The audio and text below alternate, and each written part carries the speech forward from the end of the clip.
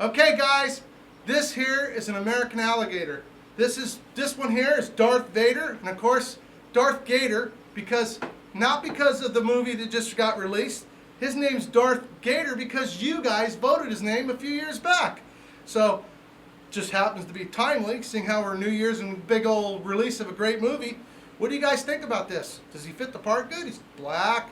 He can be very grumpy. He's got big teeth, that is, and we never see if he has teeth or not. Anyway, this is American alligator. They're an invasive species, especially in California and other, obviously if you live in Florida, it ain't an invasive species. This is a natural occurring species. An alligator like this can reach up to 1,400 pounds and can be completely devastating to the wild. So this guy here has a permit, and that's why we call him Darth Vader, because just because that would be scary, having one of them guys running around screwing up our wildlife. So if you ever see an alligator in California, you know that it needs to have a permit. And if it doesn't have a permit, they shouldn't have it. So we just thought we'd share this cool guy with you, seeing how it's New Year's, and hope you guys enjoy him.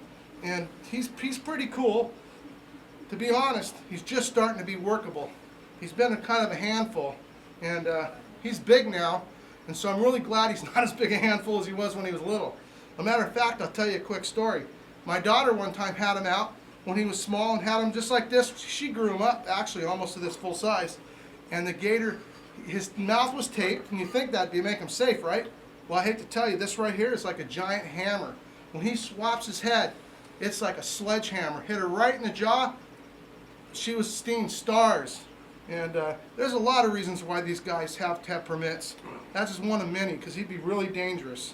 I had another friend of mine get bit in the arm by a gator, and it broke his arm completely, broke his whole bone up in his arm. And so it's not something you ever want to have as a pet, but it sure is cool to come check out.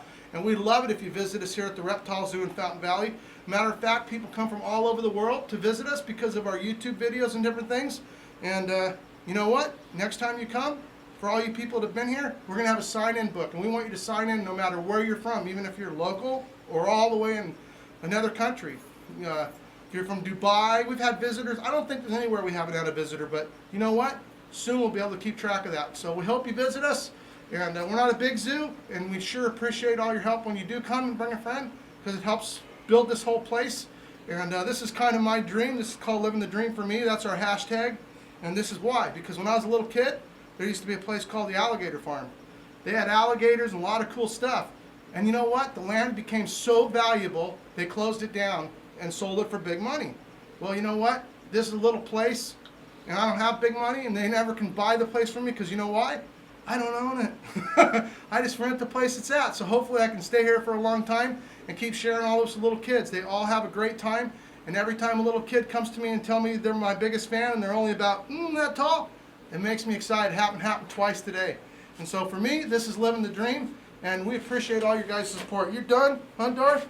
Okay, party's over, guys.